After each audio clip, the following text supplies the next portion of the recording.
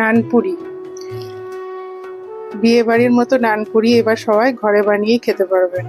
আমার রেসিপিটা ফলো করে দেখুন, কত সুন্দর হয়েছে। রোজির রান্নাঘরে সকলকে স্বাগত। আবার একটা নতুন রেসিপি নিয়ে চলে এসেছি, বিয়ে বাড়ির মতো নানপুরি। তুমি দিয়ে দিলাম 1 বাটি টক দই। এই যে বাটিতে টক দই নেব সেই বাটিতেই আমি ময়দাটাও মাপবো, একই মাপের হবে। 1 বাটি টক দই, আর ওতে ময়দাটাও দেখিয়ে দেবো কতটা নিতে হবে। এরপর নিয়ে নিলাম 1 teaspoon baking powder, 1 teaspoon baking soda, 1 teaspoon চিনি, আর 1 টিস্পুন নুন। হিমালয়া সল্ট আমি ব্যবহার করি, ওই জন্য সেটাই দিয়েছি। আপনাদের ঘরে যেটা সাধারণ যে নুনটাই থাকবে সেটাই দেবেন, মাপটা যেটা আমি দিলাম সেইটাই হবে। দেখুন কিরম ঝাঁক এসে গেছে, ফার্মেন্টেশন শুরু হয়ে গেছে।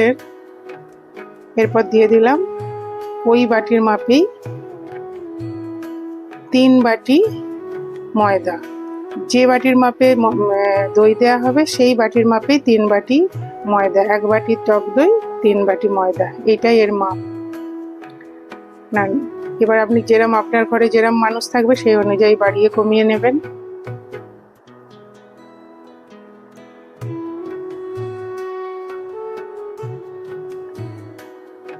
তিন বাটি দিয়ে দিলাম, দিয়ে এবার ভালো করে এটা মিক্স করে নিতে হবে। খুব ভালো করে এটা মেশাতে হবে, জল দেবেন না। আগে ভালো করে হাতে যে দইটার জলই হয়ে যাবে আশা করছি না হবেই, কারণ আমি এটা যতবারই করেছি আমার কোনো সময়তেই জল লাগেনি। কমও করেছি, এর থেকে বেশিও করেছি, কিন্তু আমার জল লাগেনি। তাই আমি পরিমাণটা দিয়ে করবেন, আশা করছি লাগবে না। যদি লাগে তো তাহলে একটু হালকা জল, অল্প অল্প জল দিয়ে মেখে নেওয়ার চেষ্টা করবেন। এবার এটাকে 1 ঘন্টা রেস্টে রাখা হলো। 1 ঘন্টা পর আমি আবার ফিরে এলাম। এটাকে ভালো করে হাতে করে ম্যাশ করে নিতে হবে, ভালো করে ময়ান দিয়ে ভালো করে ম্যাশ করতে হবে। আর হ্যাঁ, তেলটা অল্প ওপর থেকে দিয়ে এটা রেস্টে রাখতে হবে। এরপর লেচি কেটে নিলাম।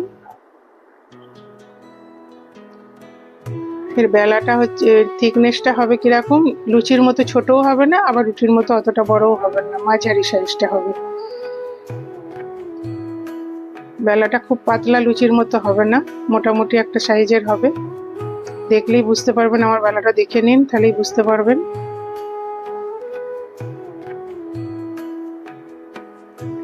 এইভাবে বেলে নিতে হবে।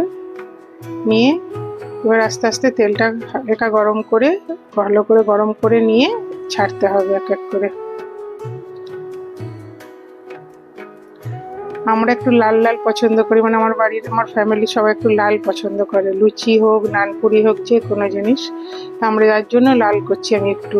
কিন্তু আপনাদের ঘরে যদি সাদা পছন্দ করে তো এটাকে একটু হালকা ভাজতে হবে, তাহলেই সাদা থাকবে। এই তো হয়ে গেল আমার ভাজা, অনেকগুলোই আমি ভেজে নিয়েছি। এর মধ্যে সবটা দেখাইনি আপনাদের, একটা দেখিয়ে দিলাম, আবার একটা দেখিয়ে দিলাম ভাজাটা। এই তো আমার নানপুরি রেডি, ভীষণ সুন্দর আর ভীষণ সফট হয়েছে। আমার চ্যানেলে যদি নতুন হয়ে থাকেন তো একটা সাবস্ক্রাইব করবেন এবং লাইক ও শেয়ার করে দেবেন সবাই। কমেন্টে জানাবেন বাড়িতে বানিয়ে খেয়ে কেমন হয়েছে। আমার ভিডিওটা দেখার জন্য সকলকে ধন্যবাদ।